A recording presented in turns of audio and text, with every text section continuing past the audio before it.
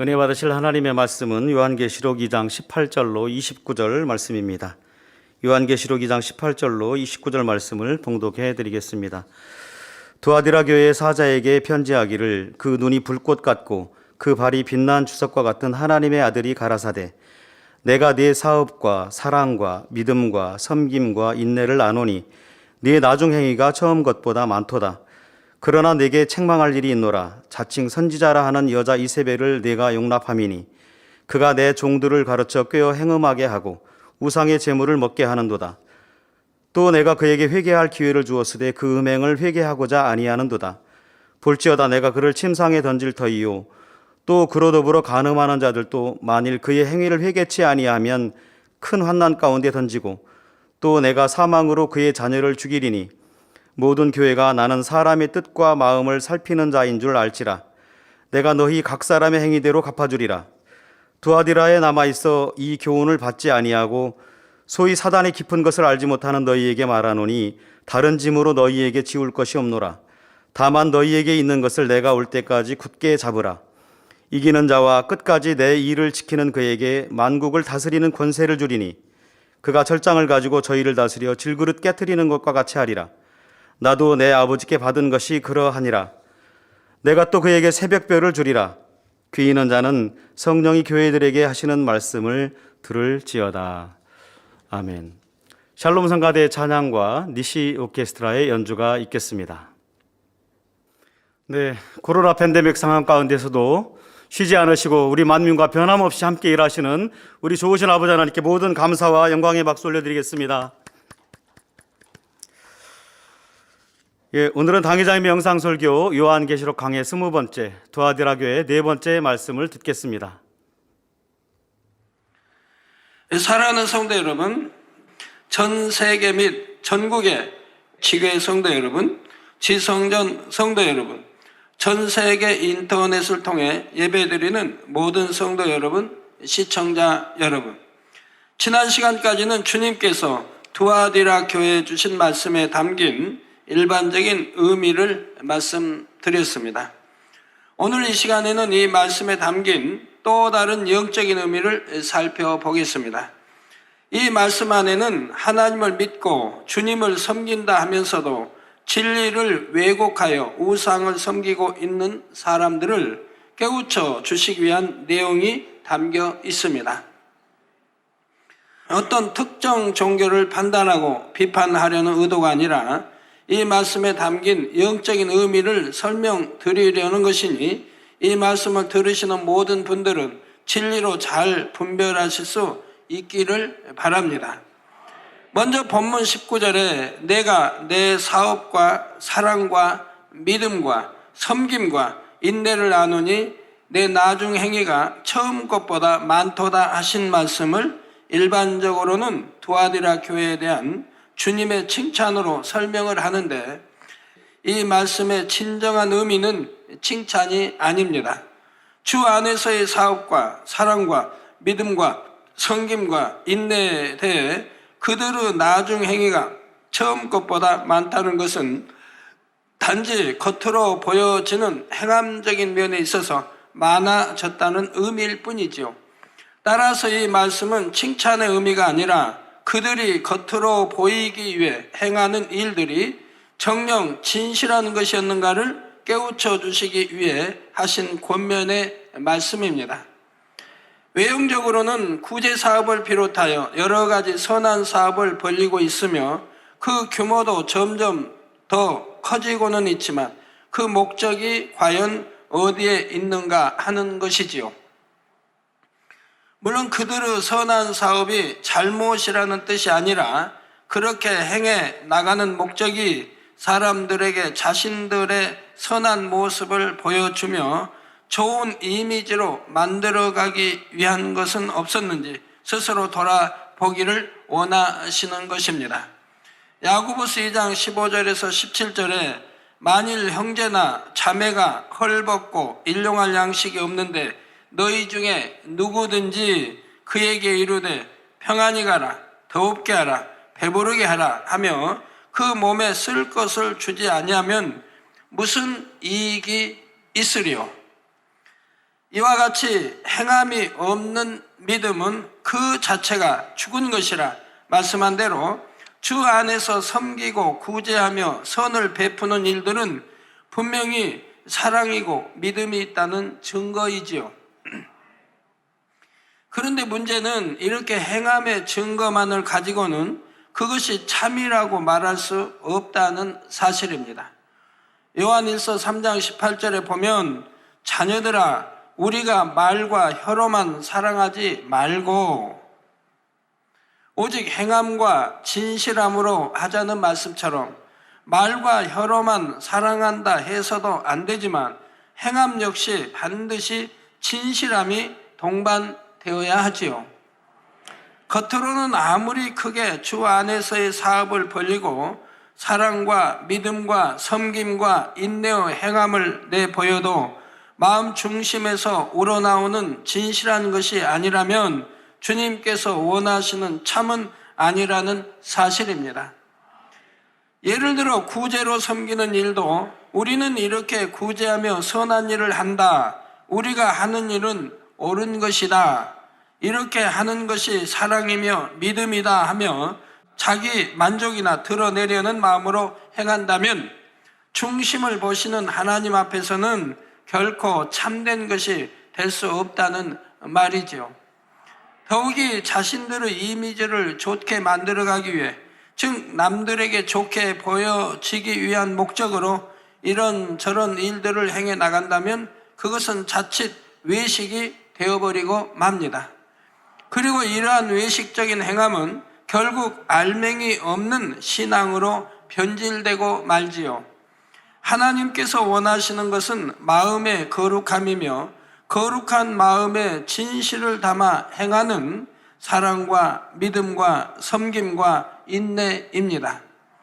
그런데 마음의 거룩함과 진실함이라는 알맹이가 빠진 신앙은 점차 형식주의 신앙으로 흘러가게 되고 온갖 장로의 유전들을 만들어서 성도들을 힘들게 만드는 결과를 낳게 되지요.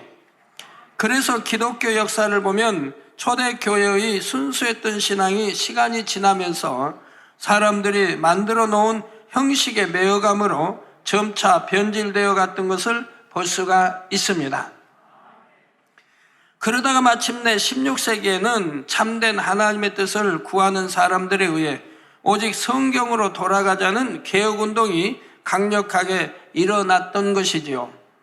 성도 여러분, 이 시간에 특정한 사람들에 대해 어떤 판단이나 비판을 하려는 것은 아닙니다. 그렇지만 하나님을 믿고 예수님을 구세주로 영접하여 진리인 성경 말씀에 따라 신앙생활 한다고 하면서도 사람들이 만들어 놓은 틀에 매여 잘못된 신앙생활을 하는 경우들이 많다는 사실입니다. 심지어 종교의 현지 토착화라는 명목 아래 현지의 토착신앙이나 풍습까지도 자신들의 종교 안에 포용해 나가는 정책을 썼습니다. 그래서 우리나라에서도 조상에게 제사 지내는 것을 허용하고 있지요. 물론 조상의 은혜를 기리며 감사하는 마음을 가지는 것 자체가 잘못되었다는 것은 아니지만 이러한 명분 아래 제사의식을 허용한다면 그것은 결과적으로 진리인 하나님의 말씀을 정면으로 어기게 된다는 사실입니다. 고린도전서 10장 20절에 보면 분명히 대저 이방인의 제사하는 것은 귀신에게 하는 것이요 하나님께 제사하는 것이 아니니 나는 너희가 귀신과 교제하는 자 되기를 원치 아니하노라 말씀하고 있지요. 그럼에도 불구하고 유일신 하나님 한 분을 섬기며 예수님을 구세주로 믿는다고 고백하면서 이러한 일들을 허용하고 있는 것입니다. 오늘 본문에 보면 자칭 선지자라 하는 여자 이세벨이 나오고 그 여인으로 인해 함께 음행에 동참한 사람들도 나오지요. 바로 이런 것처럼 자칭 선지자라 하는 사람이 잘못된 비진리를 가지고 사람들을 현혹하여 함께 비진리 가운데로 빠져가는 현상들이 오늘날에도 나타나고 있다는 말입니다. 일부러 하나님의 뜻을 거스리려고 한 것이 아니었다 해도 진리를 제대로 알지 못함으로 인해 결과적으로는 하나님의 뜻을 거스리고 하나님을 대적하는 일까지 하고 마는 것이지요. 예수님을 성령으로 잉태하여 낳았던 여인인 동정녀 마리아를 경배하며 섬기는 것도 진리를 제대로 알지 못하기 때문에 나타난 대표적인 현상입니다. 그들은 물론 동정녀 마리아를 우상으로 섬기는 것이 아니라 구세주 예수님을 낳은 분으로서 그분에게 최상급의 공경의 예를 갖추어 섬겨드리는 것뿐이라고 말을 하지요. 하지만 결과적으로는 진리를 분별 못하는 사람들이 피조물의 형상 앞에 절하며 복을 입힐도로 잘못 인도해가고 있다는 사실입니다. 자, 그렇다면 이에 대해 진리는 과연 어떻게 말씀하고 있을까요? 그 해답을 예수님께서 직접 하신 말씀을 통해 찾아보도록 하겠습니다. 요한복음 19장 26절에서 27절에 보면 예수께서 그 모친과 사랑하시는 제자가 곁에 섰는 것을 보시고 그 모친께 말씀하시되 여자여 보소서 아들이니이다 하시고 또 그 제자에게 이르시되 보라 내 어머니라 하신대 그때부터 그 제자가 자기 집에 모시니라 했지요. 이때 예수님께서 동정녀 마리아를 향해 보소서 아들이니이다 하신 것은 곁에 선 제자 요한을 가리켜 아들이라 하신 것입니다. 그러니까 요한에게 지금 내 어머니처럼 섬기라고 지금 말씀하시는 거예요. 예수님께서 자신을 가리켜 아들이라 말씀하신 것이 아니라는 말이지요. 또한 예수님께서는 동정녀 마리아를 향해 어머니여 하신 것이 아니라 여자여 하고 부르셨다는 사실입니다. 예수님께서 마리아에 대해 공경해 드리려는 마음이 없으셔서 이처럼 여자여라고 부르셨겠습니까? 그럼에도 성경에는 예수님께서 동정녀 마리아를 어머니라 부르신 기록이 없습니다.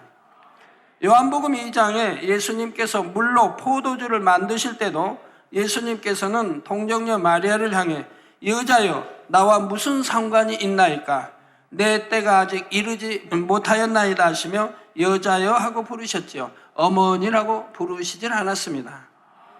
성경에 동정녀 마리아를 어머니 또는 모친이라 표현하고 있는 것은 예수님의 입장에서 말씀하신 것이 아니라 성경을 기록한 제자들의 입장에서 그처럼 기록을 하고 있을 뿐입니다. 그러면 제자들이 기도할 때 참 여자여라고 기록할 수 없지 않습니까? 그래서 제자들은 그렇게 모친 또는 어머니라고 기록했고 예수님은 친히 부르실 때 여자여라고 부르셨다는 얘기입니다. 이는 동정녀 마리아가 결코 예수님의 어머니가 될 수가 없음을 분명히 말씀하고 있는 것이지요. 예수님은 아버지 하나님과 근본 하나이시며 삼위일체 하나님 중 한 분이십니다. 그리고 창조주 하나님께는 어머니가 있을 수 없지요. 출애굽기 3장 14절에 보면 하나님께서는 스스로 있는 자라 말씀하셨습니다. 누군가 하나님을 낳은 것도 아니요 하나님을 만들어낸 것도 아닙니다. 하나님은 영원 전부터 영원 후까지 스스로 계신 분이십니다. 그러므로 근본 하나님의 본체이신 예수님께서 피조물인 동정녀 마리아에게 어머니라 부를 수는 없는 것입니다. 우리 성부, 성자, 성령, 삼위일체 하나님이라고 부르지 않습니까? 그럼 하나님의 거룩할 성자, 성모가 어머니, 거룩한 어머니가 어찌 있을 수 있겠습니까? 육적으로도 동정녀 마리아는 예수님의 어머니가 될 수 없지요. 자, 왜 육적으로도 어머니가 될 수 없는가? 낳았는데 잘 여러분들이 음미해 보시기 바랍니다. 사람이 잉태될 때는 아버지의 정자와 어머니의 난자가 결합하게 됩니다. 그런데 예수님의 경우는 마리아가 예수님을 낳기는 했지만 마리아의 난자를 통해 예수님이 잉태되신 것은 아니죠. 여러분들이 태어날 때 아버지의 정자와 어머니의 난자가 사랑할 때 결합하여 지금 착상해서 잉태되어 여러분이 나오셨다 이 말입니다. 그래서 나를 낳아주신 어머니를 어머니라 하는 것이고 또 낳아주신 아버지를 아버지라고 부르는 거예요. 왜? 나를 잉태해서 낳으신 분이 그 아버지 정자와 어머니의 난자가 결합해서 잉태되어 내가 낳았기 때문에 육의 아버지 또는 육의 어머니 아버지라고 부른다 이 말입니다. 여러분 다 그렇지 않습니까?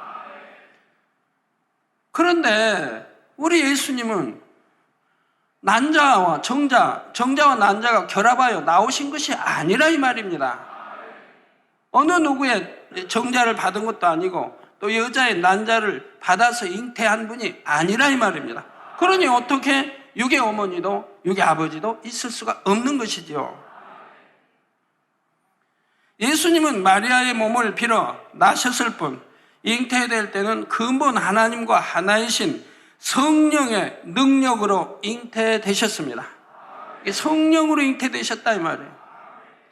비유를 들어 과학기술이 아주 발달하여 설령 아이를 인큐베이터 같은 곳에서 잉태시켜 자라게 할 수 있다고 해도 인큐베이터가 아기의 부모가 될 수는 없습니다.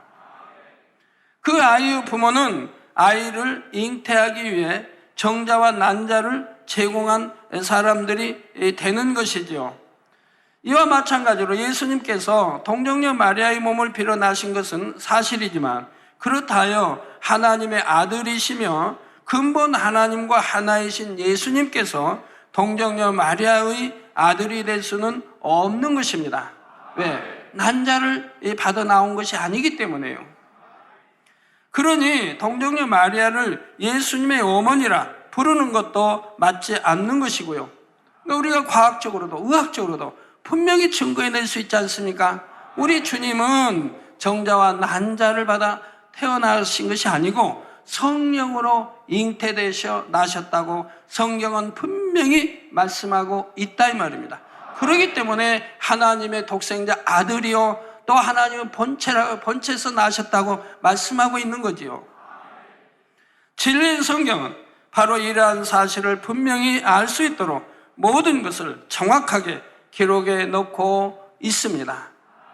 또한 출애굽기 20장 3절에서 5절 전반절에 보면 너는 나 외에는 다른 신들을 내게 있게 말지니라. 너를 위하여 새긴 우상을 만들지 말고 또 위로 하늘에 있는 것이나 아래로 땅에 있는 것이나 땅 아래 물속에 있는 것에 아무 형상이든지 만들지 말며 그것들에게 절하지 말며 그것들을 섬기지 말라 하셨지요. 절하지도 말고 섬기지도 말라고 했습니다. 스스로 계신 하나님 외에는 어떤 피조물도 그 형상을 만들어 경배해서는 안 되는 것입니다. 하나님께서는 하나님의 자녀들이 스스로 계신 성부, 성자, 성령 하나님만을 섬기며 경배하기를 원하시지요. 따라서 이러한 진리에 비춰보면 사람의 생각 가운데 만들어 놓은 잘못된 틀로 인해 결과적으로는 하나님의 뜻을 거스리고 하나님의 계명을 어기고 있다는 사실을 하루빨리 깨닫고 돌이켜야 하지 않겠는지요. 그러지 않으면 점점 더 하나님의 말씀에서 멀어지고 하나님의 은혜에서 멀어질 수밖에 없습니다. 결국 사단의 송사거리만 만들어주게 되지요. 마음에서는 우상을 섬기려는 것이 아니었고 실제로는 진리를 잘 몰라서 그런 것이라 할지라도 결과적으로는 하나님의 뜻을 어기고 우상을 섬긴 것이 되기 때문에 그렇게 계속해서 진리를 어기게 되면 하나님의 은혜도 성령의 도우심도 받을 수 없고 점차 사단의 주관 아래로 빠져들게 됩니다. 그래서 하나님께서는 이러한 사람들에게도 어찌하든 은혜의 기회를 주시기 위해 이 마지막 때 성령의 불같은 역사 가운데 하나님의 뜻을 바르게 전할 수 있는 길을 예비해 두셨지요. 선한 마음 가운데 하나님을 사랑하며 진리를 쫓기 원하는 사람들은 참된 진리의 말씀을 듣고 따르는 증거를 보았을 때 자신의 잘못을 깨닫고 참이 무엇인지를 인정하게 된다는 사실입니다. 그러나 만약 이때도 회개하고 돌이키지 않으면 내가 그를 침상에 던질 터이요 말씀한 대로 결국 준엄한 하나님의 심판이 임하게 되지요. 성도 여러분, 지금 동정녀 마리아를 경배하며 잘못 섬기고 있는 분야에 대해서 간단히 설명했지만 사실 다른 여러 분야에서도 진리에 예배되는 모습들을 찾아볼 수가 있습니다. 예를 들어 술과 담배 자체가 악은 아니지만 그로 인해 발생되어지는 수많은 죄악을 생각하면 하나님의 자녀로서 어떻게 해야 할지를 진리로 분별해 볼 수가 있지요. 예를 들어 담배는 우리 몸에 또 해가 되지 않습니까? 여러 가지 암을 비롯하여 병들을 유발시킵니다. 몸에 해가 되죠. 또 술은 이제 취함으로 인해서 내 행동이 나오질 않냐고 잘못된 행동 언어가 나오는 걸 볼 수가 있습니다. 마음의 품은 감정이나 미움이나 여러 가지 오해된 이러한 것들이 절제했다가 술이 들어가면 절제하지 못하고 막 포보되는 걸 볼 수가 있어요. 입술로. 온갖 그래서 합당하지 못한 말이 나오고 합당하지 못한 행동들이 나와요. 그러면 이렇게 취하게 되면 그리스도의 이렇게 하나님의 아들, 딸로 자녀로서의 그런 참 본이 되는 그런 행동 말이 나올 수가 없지요. 술이나 담배 자체가 죄는 아닙니다. 악은 아닙니다. 그러한 것으로 인해 그런 나쁜 행동들이 나오게 만드는 근원이 되기 때문에 못하게 하는 거죠. 그리고 몸에 또 해롭기 때문에 못하게 하는 거죠. 하나님의 사람들은 성령 술에 취해서 신앙생활을 해 나가야 하는데 세상의 육적인 술에 취해 세상 사람들과 똑같이 죄악을 행하면서도 하나님을 사랑한다 말한다면 그 말이 과연 진실한 것이겠는지요.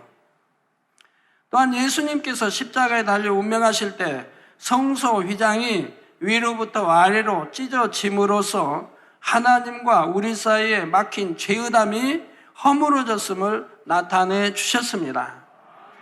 이제는 주님의 보혈로 죄사함을 받고 하나님을 아버지라 부를 수 있는 하나님의 자녀가 되었지요.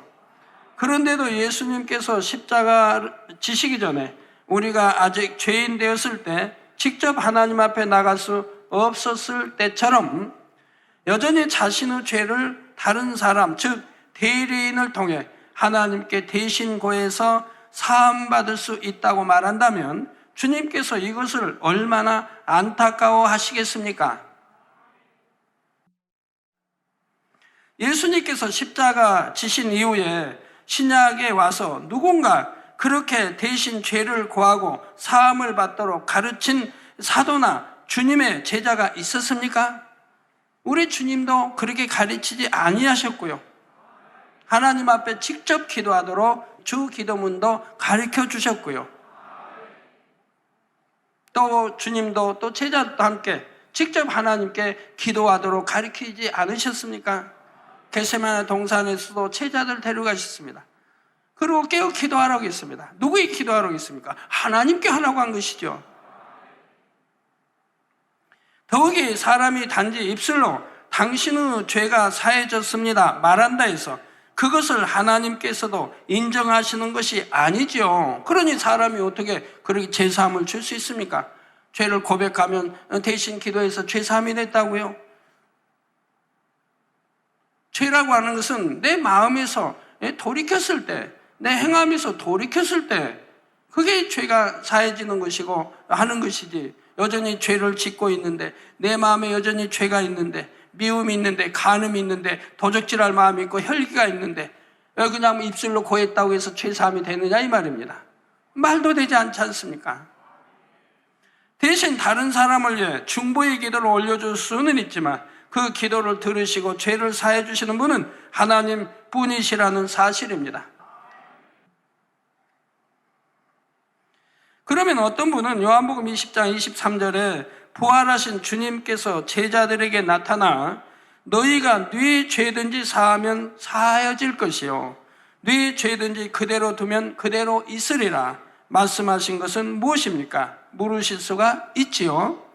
물론 이 말씀대로 예수님의 제자 베드로 사도의 경우는 그가 성령을 속이려 했던 아나니아와 삽비라를 저주하자 그대로 혼이 떠났던 것을 볼 수가 있습니다.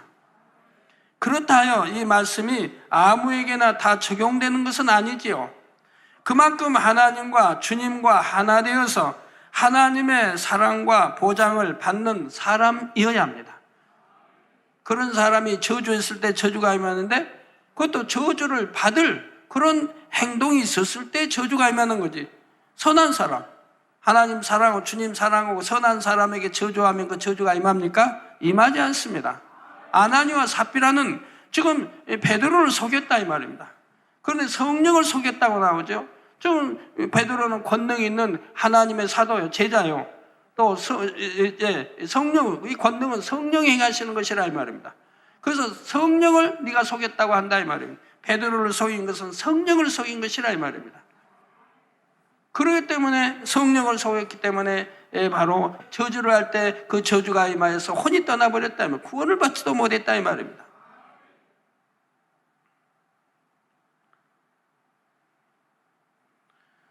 그 아무의 저주나 임하는 게 아닙니다. 하나님과 주님과 하나 되어서 하나님의 사랑과 보장을 받는 사람의 입술의 말이 바로 그 말이 임하게 되는 것이라 이 말입니다.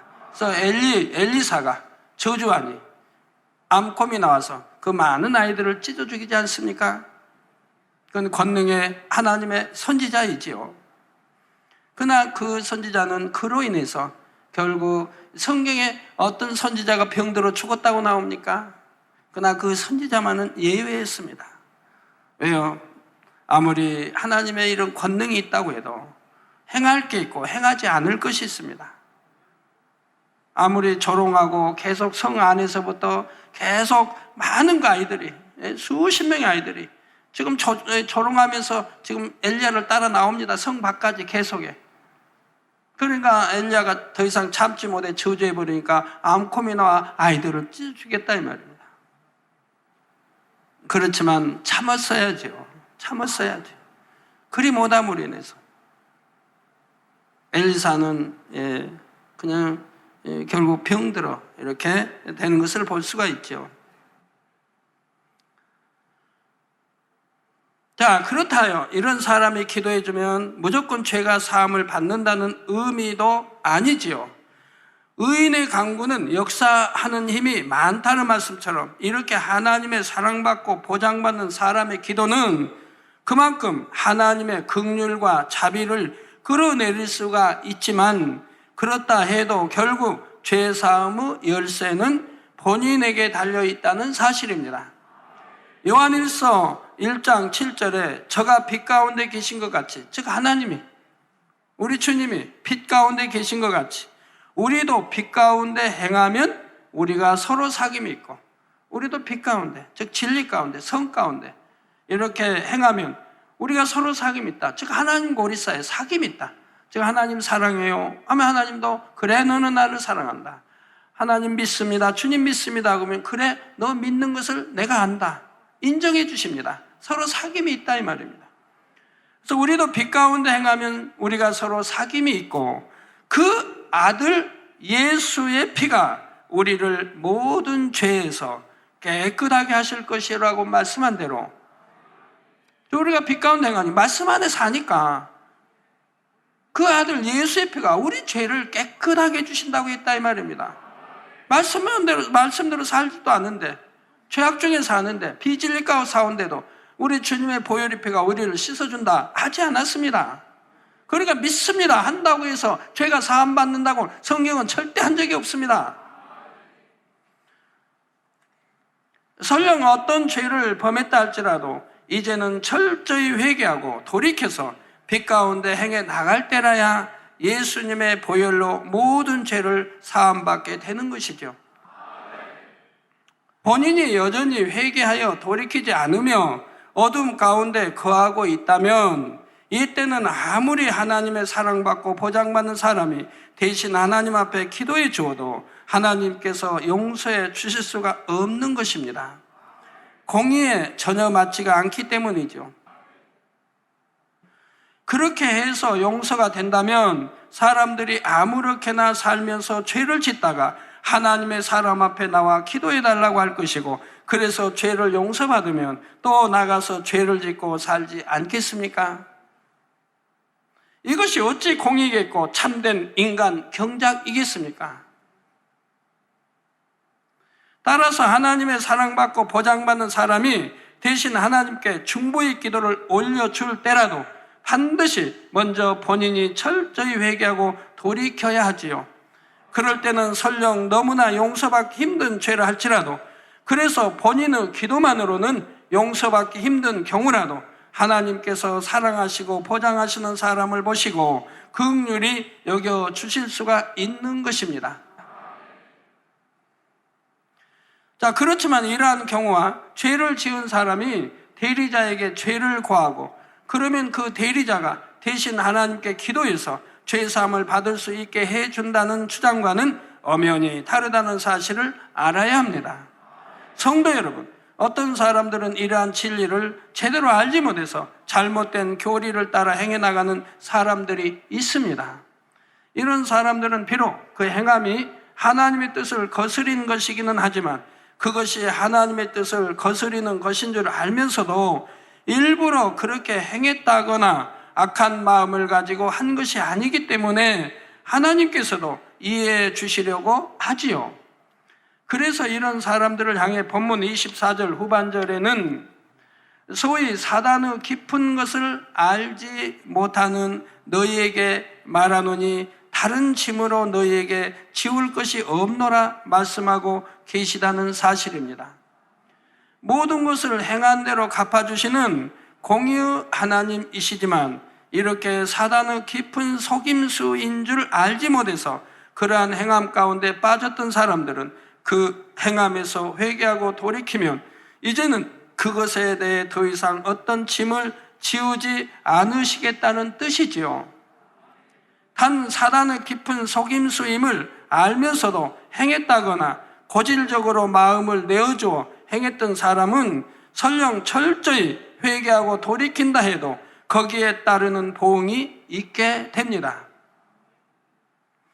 우상 숭배를 심하게 했던 사람들도 그들이 주 안에 들어왔다 해서 그것으로 과거의 모든 것이 다 해결된 것이 아니라 이전에 행했던 것에 대해 공의 가운데 보응이 따르는 것을 보게 되지요. 물론 이것도 온전케 하여 더 좋은 것을 주시려는 아버지 하나님의 사랑인 것이고요.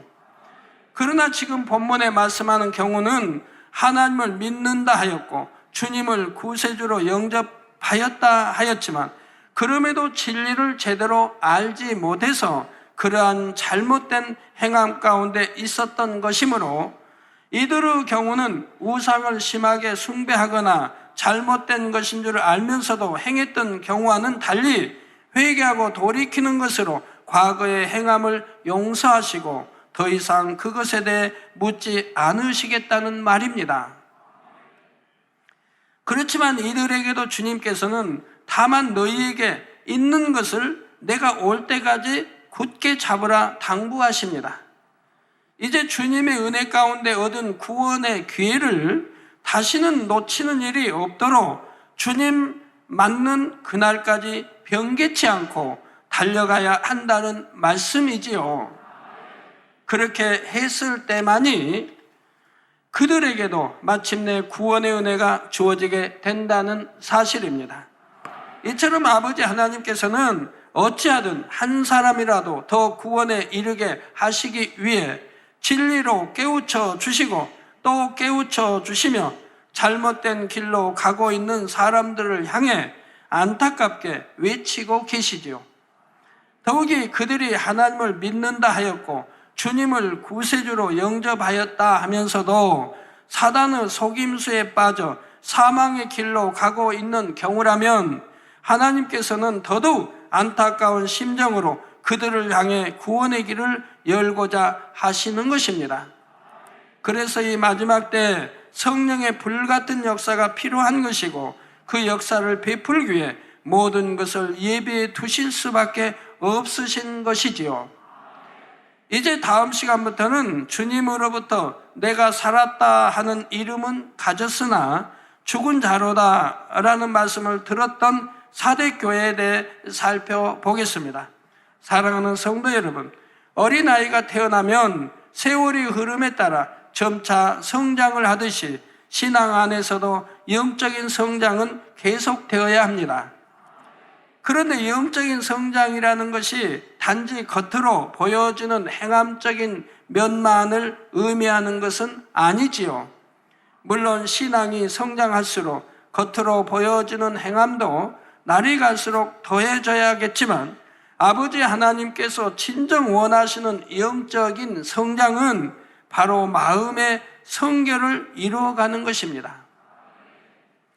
아무리 행함적인 면에 있어서 충성, 봉사한다 할지라도 마음의 성결을 이루어가는 영적인 성장이 없다면 그것은 바로 신앙생활이라 할 수가 없지요.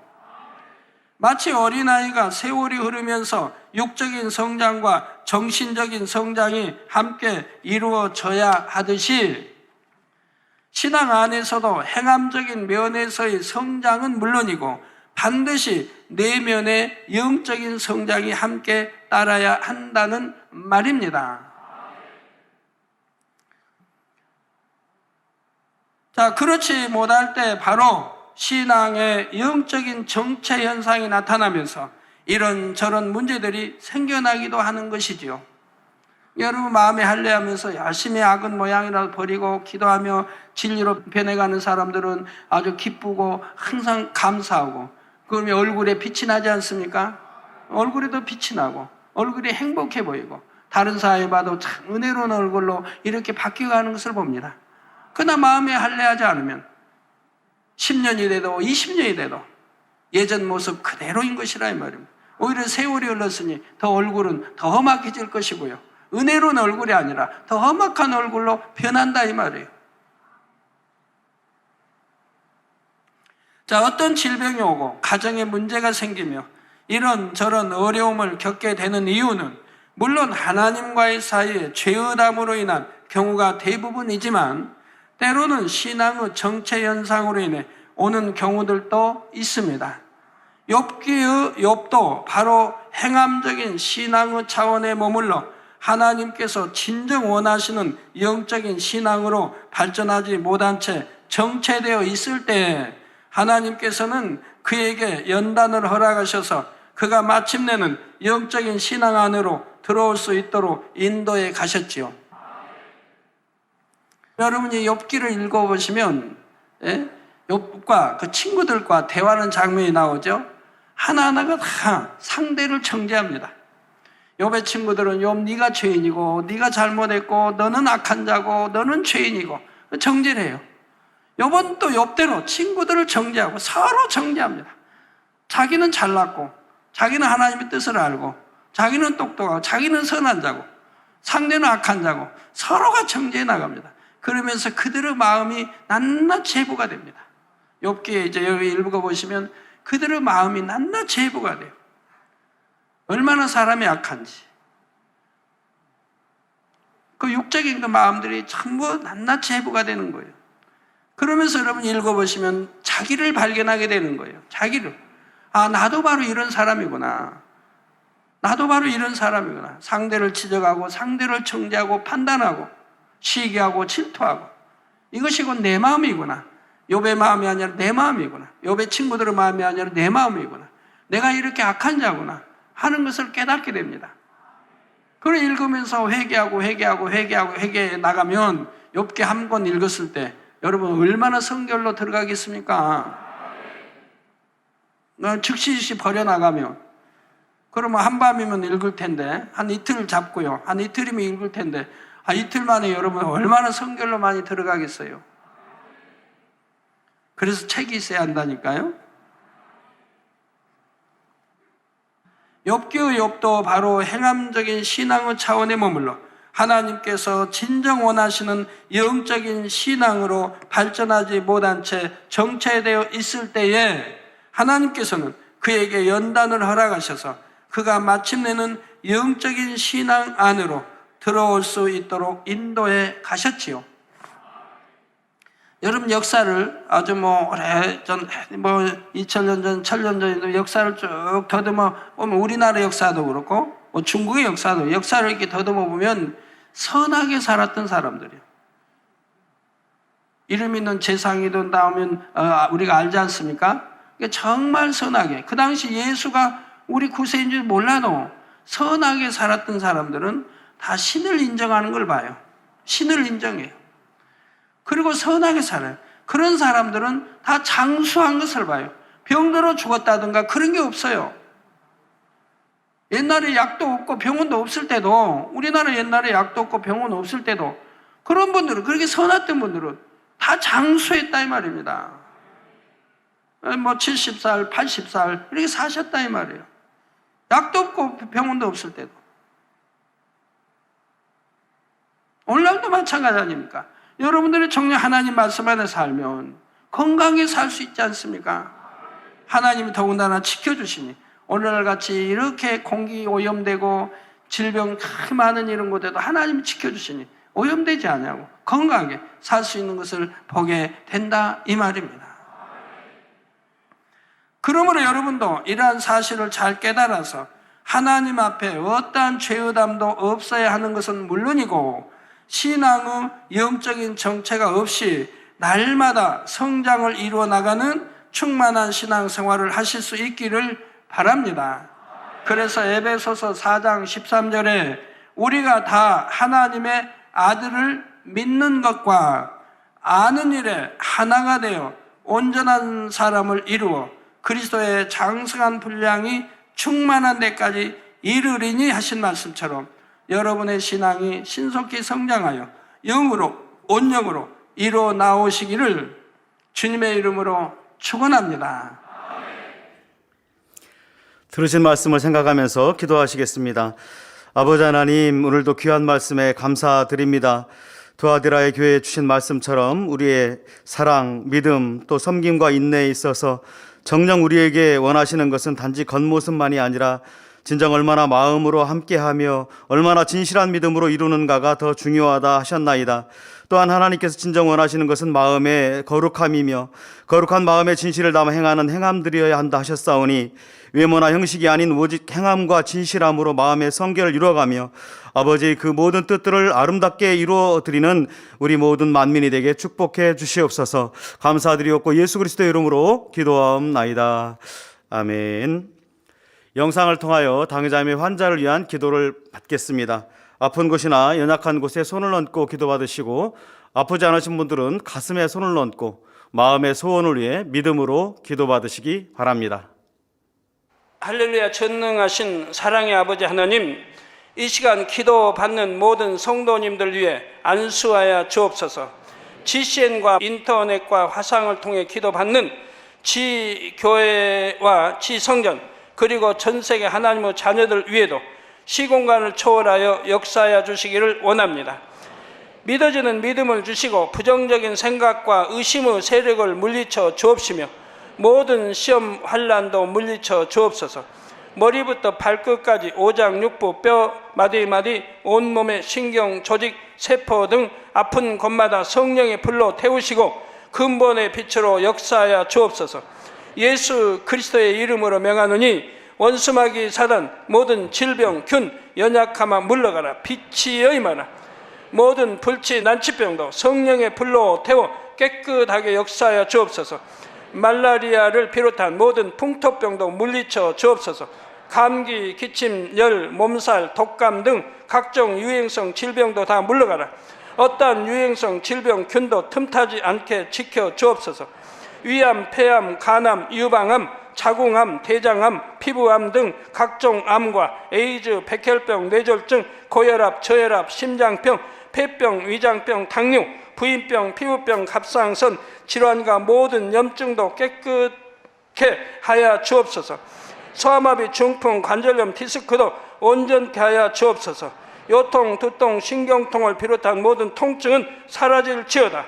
간질, 자폐증, 우울증, 조울증, 노이로제 등 모든 정신질환도 물러가라. 모든 마비된 것도 풀어지고 일어나 걷고 뛸지어다. 눈도 잘 보이게 하옵시고 귀도 잘 들리게 하여 주옵소서. 소경은 눈을 뜨고 기머거리는 들으며 벙어리는 말할지어다. 각종 사고 후유증도 깨끗게 하시고 부러진 뼈도 붙여 주옵소서. 화상 입은 것도 온전케 하옵소서. 화기야 물러가라. 열도 물러가라. 아버지 흉터도 나지 않게 역사해 주시기를 원합니다. 마약을 비롯하여 각종 약물과 독극물 중독도 깨끗함을 입을지어다. 죽은 신경과 세포가 살아나며 죽은 자도 살아나게 하여 주옵소서. 잉태의 축복도 주시기를 원합니다. 잉태 축복을 받으라. 예수 그리스도의 이름으로 명하노니 원수마귀 사단아 하늘 공중 곳에 잡은 악의 영들아 물러가라. 그의 사자들도 물러갈지니라.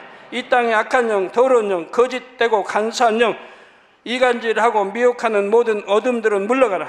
모든 흉악의 결박을 풀고 어둠아 물러가라. 빛이여 임하라. 아버지 하나님, 부르짖어 기도할 수 있는 능력을 주시고 죄를 버리고 성결될 수 있는 능력을 주옵소서.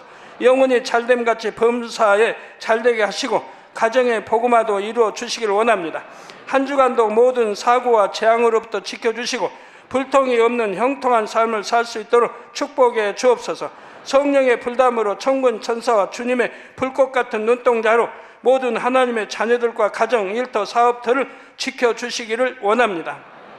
학생들에게 지와 명철을 더하시고 공부도 할 수 있는 뜨거운 마음과 열정도 더하여 주옵소서. 마음과 생각을 세상에 빼앗기지 않도록 지키시고 하나님을 뜨겁게 사랑하는 학생들로 축복하여 주옵소서.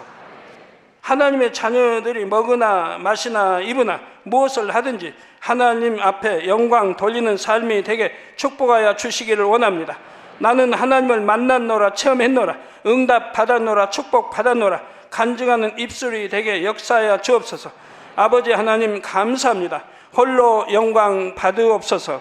우리 주 예수 그리스도의 이름으로 기도하옵나이다. 아멘.